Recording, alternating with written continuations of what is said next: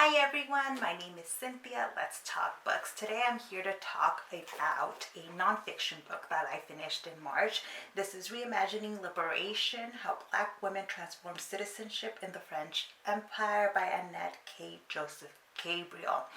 So if you are new to my channel, you might not know, but I do have a PhD in French history and I am a professor at a university in Southern California. So reading this kind of thing is part of my job, part of staying current in the field.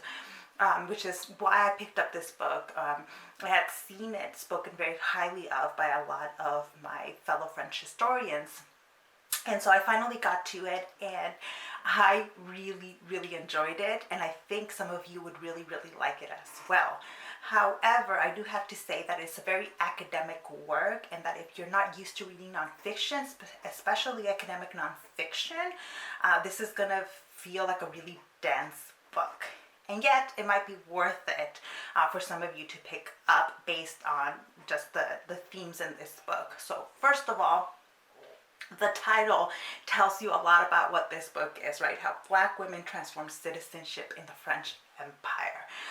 What Joseph-Gabriel does here is go through I think it's 7 women and their lives, their writing. So a lot of the analysis that she does is of their writings, especially what they published, but also their private correspondence, or what remains of their private correspondence. And what she saw in the writing was that these women were really articulating a definition of citizenship that claimed their belonging to multiple cultural and political communities at once. It was an intersectional feminism. It was an anti-colonial, anti-imperialist citizenship in many ways, and it was complex. Each of these women articulate citizenship in a slightly different way, and so there's not just one uniform definition of citizenship that they are creating. It's multiple ones, but in articulating their version of French citizenship, they are really challenging and modifying what it meant to be a French citizen after World War II. So we're talking about a citizenship that involved not just France, but Africa, the Caribbean, the African diaspora even, and the global South as a whole. Depending on which women which woman you're looking at, it's really a very international Black feminism that is being articulated here. One of the themes that stands out, though, is how the lives of these women have been kind of erased from a lot of history. Some you just can't erase because some of them were politicians and served in the National Assembly. But then you have women like one of the first women she talks about in here is Suzanne Césaire, who's the wife of Aimé Césaire. You probably, or most, French scholars and intellectuals know her husband, and yet don't know her and don't know her work. In addition, a lot of her writing was just not preserved in the archives. Some of it was, but it's preserved in her husband's archive rather than like in her own, whereas the work she did was important enough to merit its own kind of archival preservation. So let me get into what we see in some of these women. Obviously, what I will be doing here is a summary and not a complete analysis of what Joseph-Gabriel, the treatment Joseph-Gabriel gives these women in the book. So just a little taste. So she starts off with Suzanne Césaire, who's the time she spent in Haiti and Martinique really shaped her politics and her version of French citizenship, right? When she was in Haiti, she was there as a cultural ambassador of the French government to Haiti. This was the same position her husband had, but for her husband, it was a paid position. And the whole time they're in Haiti, they're trying to lobby the colonial government for a payment for her because they were barely surviving on her husband's salary, and they refused to pay her at all, even though she was there as part of the French reach into Haiti, right? They're representatives of France in Haiti. But what the time that she spends in Haiti and Martinique really transforms her view of the Antilles, right, the French islands in the Caribbean, as a space for multicultural influence, because that's it's a core part of the Caribbean, how multicultural and diverse it is, and how she was especially, I think, one of the first people to really see American influence as a problematic influence in places like Haiti and Martinique.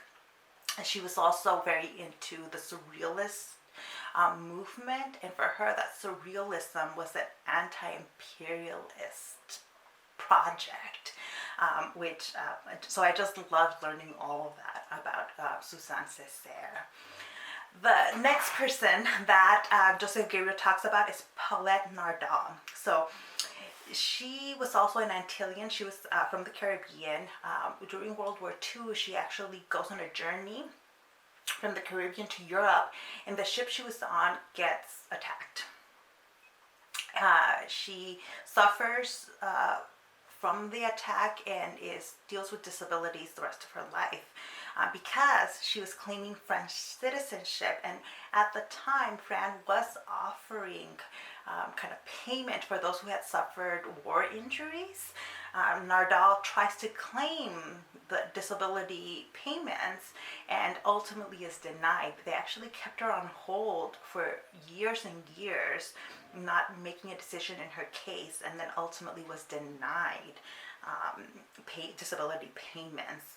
But one of the things that she did was really articulate a French Antillean citizenship, right? That refused assimilation. The idea, part of a core element of French citizenship is the idea that you're supposed to assimilate fully into French culture, French history, French language, just completely adopt a very white version of Frenchness. And for people like Nardal, that was not part of their French citizenship, right? It was refusing assimilation, keeping their cultural backgrounds, and still considering themselves French citizens. So it was really an intersectional framework that Nardal was proposing in her work and in her actions. Then we get to the chapter that really made me fall in love with Joseph-Gabriel's work here. So the first woman in this chapter was Eugénie Éboué-Telle. She was born in French Guiana, but her husband was the colonial governor of Chad at the breakout of World War II. If you don't know your World War II history, when the Germans invade France, they do a military occupation of northern France, but in the south of France, the French are allowed to form their own independent government. It is known as the Vichy Regime. It was a collaborationist government, and then the colonies, though, end up in this kind of gray area in between. Well, Éboué-Telle's husband was the first colonial governor to actually reject Vichy regime, to reject collaboration, and to side with the resistance, in particular with Charles de Gaulle's resistance based in Britain. So part of why Eugénie Éboué-Telle is so amazing is because her husband gets a lot of attention because he was the first French governor to make this statement and reject Vichy, but she was a big part of that rejection of the Vichy regime and the political stance in the resistance. What they did in taking that very open public resistance position was really dangerous, not just for them, because they were mostly safe, but they had a couple of their children still in France, in occupied France. And in fact, they got a letter from officials reminding them, hey, your children are here. Fortunately, they were able to get their children out of France, but it was a really important political decision and a very risky one that they made, and Eugénie was a big part of that. In addition, she ends up serving in the Constituent Assembly. So this was the assembly put together immediately after World War II to create a new constitution in France. And then she is one of the two first black women to serve in the National Assembly in France. So it's the French equivalent of Congress. And she represented Guadeloupe.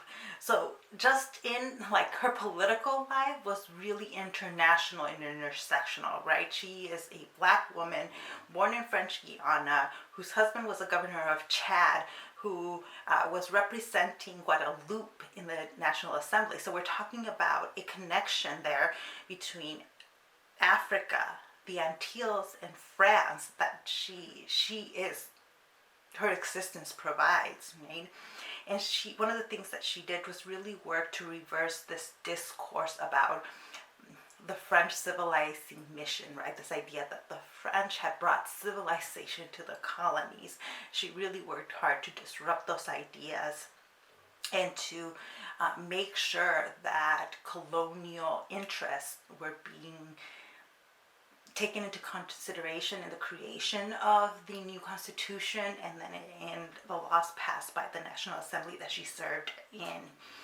She was especially keen with Jane Vialle, the next person I'm going to talk to about, is in changing a law that allowed Métis children, so mixed race children, in the colonies to conduct paternity searches and then to mandate that white French fathers were financially responsible for the children they had left in the colonies. Before that, fathers were not legally financially responsible for the kids that they had in the colonies with black women. They just were not, and so Éboué-Telle and Jane Vialle were key in passing that legislation. So what they were doing really is international, but it's also working within the French political system. They believed that by working through the French political system that the colonies could gain more rights, right? And basically extend the definition of French citizenship. Eugénie Éboué-Telle's husband was actually the first black man interned in the Pantheon, which was a big deal. It's one of the highest honors that national heroes receive in France. Is being buried there. Very few women have been buried there, and he was the first black man. So on to Jane Vialle. She like fascinated me a lot because she was actually in France during World War II and was the secretary of a French resistance official. And so when she was arrested by the collaborationist government. They found all kinds of resistance intelligence documents in the apartment where they arrested her. She was questioned about all of that documentation in the apartment, and she gave nothing away. Other people she was arrested with gave up some intelligence, and she gave up none. So she was a clandestine agent of the French resistance. What Joseph-Gabriel tells us in the book has also really shocked me. There is no comprehensive study of the black women that served in the French resistance during World War II, which I was just so shocked. Nobody has done a dedicated analysis and work on those women, and they are just amazing. They did something that, first of all, most people didn't do. This is very rare to serve in the French resistance from the beginning. Jane Vialle was also one of the few documented cases of black women that were in a concentration camp. She survived the concentration camp and then was also served in the Constituent Assembly and was the second black, the other of the first two black women to serve in the National Assembly in France. And so she really worked a lot to make sure that African women were included in the definition of French citizenship, and that French citizenship rights were extended to women in the African colonies. Again, one of the things that stands out in these two women is that they used the French political system, right? I mean, they were politicians within the National Assembly to articulate their vision of a French citizenship that was more than just white. It was and that it would be a meaningful way of getting rights for the colonies. So it was from the minute I think Joseph-Gabriel starts talking about these women, I was just completely in love with the work she did in here. She doesn't just focus on women that worked within the French legal system. The chapter after Vialle and Éboué-Telle is about Andreé Blouin. And Andreé Blouin is somebody who rejects kind of the French political system and instead crafts something completely different that is African. It's still French and Antillean, but it's uniquely intersectional and African.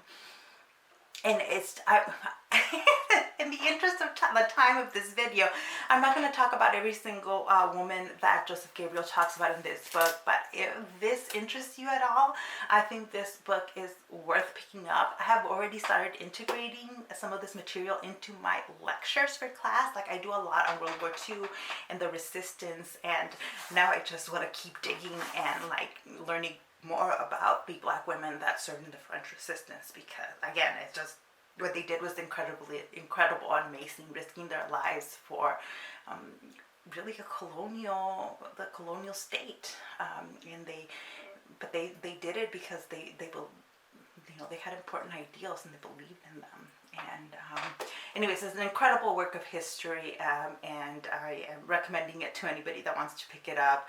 With that caveat I gave in the beginning that it is a very academic work. But let me know what you know about these women, if you had ever heard about these women before, if you're interested in any of these topics, if you're interested in learning more about these women. I'd love to hear all of that in the comments section and for us to talk down there.